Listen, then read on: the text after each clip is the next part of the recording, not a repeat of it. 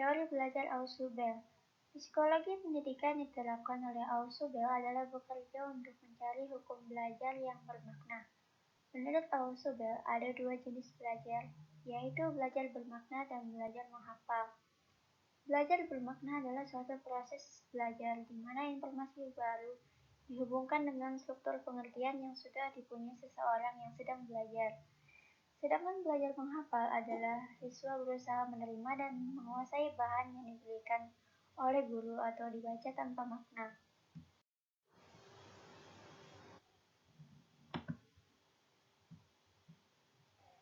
Ausubel mengemukakan 4 tipe belajar, yaitu yang pertama adalah belajar dengan penemuan yang bermakna.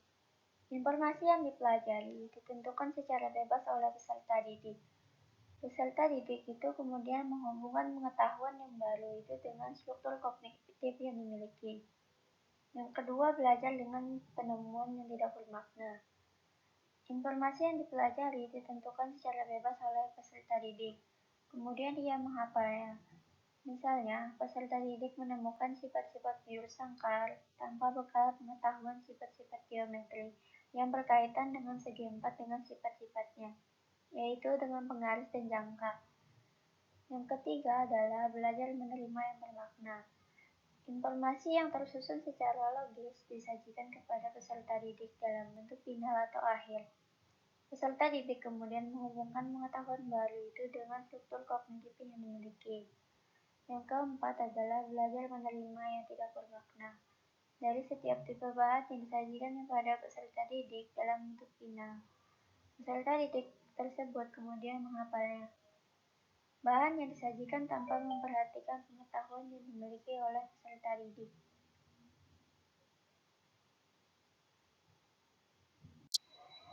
Perkenalkan, nama saya Fitri Jatiaturida. Di sini saya akan menjelaskan tentang teori belajar. Menurut Gaffney, sebelum masuk ke pembahasan, stabilitas keterampilan intelektual itu ada 8 tipe. Yang pertama, belajar isyarat. Belajar isyarat atau dalam bahasa Inggrisnya adalah sinyal learning adalah sebuah proses penguasaan pola-pola dasar perilaku dan sifat tidak disengaja belajar dan cara belajar tujuannya. Dalam penelitiannya itu, ia banyak menggunakan yang kedua, belajar stimulus respon, yaitu belajar memberikan respon yang tepat. Sekarang kita akan masuk ke teori belajar. Yang ketiga, belajar rangkaian gerak, yaitu perbuatan just proses belajar itu dapat berurut dari dua kegiatan atau lebih stimulus respon. Yang keempat, belajar rangkaian verbal, yaitu belajar menghubungkan suatu kata dua belajar akan berupa cepat apabila orang atau kejadian dan merangkaikan sejumlah kata dalam urutan yang tepat. Yang kelima, belajar membedakan, discrimination. Tipe belajar ini memberikan reaksi yang berbeda-beda pada stimulus yang mempunyai kesamaan. Yang keenam, belajar membentuk konsep atau disebut konsep learning. Belajar jenis ini adalah belajar yang mengklarifikasikan stimulus atau menempatkan objek-objek dalam kelompok tertentu yang membentuk suatu konsep. Yang ketujuh, belajar pembentukan aturan. Aturan terbentuk berdasarkan konsep-konsep yang sudah dipelajari. Dan yang kedelapan, belajar memecahkan masalah. Tipe ini merupakan tipe belajar yang menggabungkan beberapa kaidah untuk memecahkan masalah sehingga terbentuk kaidah yang lebih tinggi. Baik, di sini saya akan menjelaskan mengenai teori belajar Piaget. Piaget berpendapat bahwa proses berpikir manusia sebagai suatu perkembangan yang bertahap dari berpikir intelektual konkret ke abstrak berurutan melalui 4 periode, yaitu pertama kepandaian sensorik motorik, pikiran pra-operasional, kemudian operasi berpikir konkret, dan yang keempat yaitu operasi berpikir formal. Seperti yang terlihat pada layar, tabel ini merupakan tahapan-tahapan perkembangan kognitif berdasarkan usianya. Pada tahapan pertama, yaitu tahapan sensori motor, berkisar pada rentang usia 0 hingga 2 tahun. Pada tahap ini, seorang anak akan belajar untuk menggunakan dan mengatur kegiatan fisik dan mental menjadi rangkaian perbuatan yang bermakna. Pada tahap ini, pemahaman anak sangat bergantung pada kegiatan atau gerakan tubuh dan alat-alat indera mereka.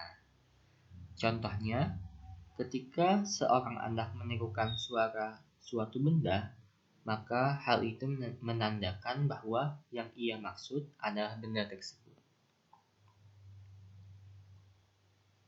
Tahapan yang kedua yaitu tahapan pra-operasional. Terjadi pada rentang usia 2 hingga 7 tahun. Pada tahap ini, anak masih terpaku pada apa yang didapat oleh panca inderanya, sehingga anak masih kesulitan dalam bernalar secara induktif maupun deduktif. Selanjutnya, tahapan operasional konkret berkisar pada rentang usia 7 hingga 11 tahun. Umumnya, anak sedang menempuh pendidikan di sekolah dasar. Nah, pada tahap ini, seorang anak dapat membuat kesimpulan dari suatu situasi nyata atau dengan menggunakan benda konkret. Tahapan terakhir dalam perkembangan kognitif anak yaitu tahapan operasional formal. Dimulai sejak usia 11 tahun ke atas. Pada tahap ini, anak sudah mampu melakukan abstraksi, dalam arti mampu menentukan sifat atau atribut khusus sesuatu tanpa menggunakan benda nyata. Artinya, anak sudah mulai mampu untuk berpikir secara deduktif. Baik, bisa dilihat pada layar, berikut merupakan proses perkembangan kognitif pada anak.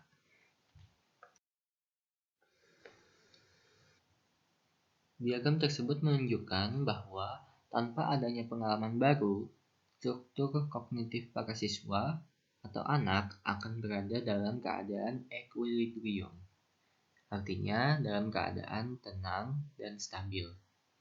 Jadi, perkembangan kognitif seseorang ditentukan oleh seberapa besar interaksinya terhadap pengalaman baru yang harus dikaitkan atau dihubungkan dengan struktur kognitif mereka. Jadi ada dua proses, yaitu ada proses organisasi dan adaptasi. Adaptasi sendiri terdiri atas dua proses yang dapat terjadi secara bersama-sama, yaitu ada proses asimilasi dan akomodasi. Proses asimilasi artinya suatu proses di mana suatu informasi atau pengalaman baru disesuaikan dengan kerangka kognitif yang sudah ada di benak siswa. Sedangkan akomodasi yaitu suatu proses perubahan atau pengembangan kerangka kognitif yang sudah ada di benak siswa agar sesuai dengan pengalaman yang baru dialami. Faktor yang mempengaruhi perkembangan kognitif pada anak. Piaget menjelaskan bahwa perkembangan kognitif seseorang dipengaruhi oleh 4 hal berikut. Adanya kematangan otak dan sistem syarafnya, pengalaman, transmisi sosial, dan equilibration atau penyeimbangan. Kematangan otak dan sistem syaraf sangat penting dimiliki oleh siswa. Oleh karena itu, makanan bergizi tentu akan mendorong kematangan otak dan sistem syaraf agar lebih sempurna. Nah, yang kedua yaitu pengalaman. Pengalaman terdiri atas dua, yaitu ada pengalaman fisik dan pengalaman logika matematis. Tentunya kita telah mengenal pengalaman fisik. Pengalaman fisik itu terjadi akibat adanya interaksi antara manusia dengan lingkungannya. Sedangkan pengalaman logika matematis yaitu kegiatan-kegiatan yang dilakukan dalam pikiran manusia. Contohnya di sini adalah ketika siswa menata suatu kumpulan batu sambil belajar membilang. Nah, yang ketiga yaitu transmisi sosial. Baru transmisi sosial ini adalah interaksi antar manusia, yaitu adanya kerjasama yang dilakukan oleh siswa dengan orang lain. Faktor yang keempat yaitu adalah equilibration.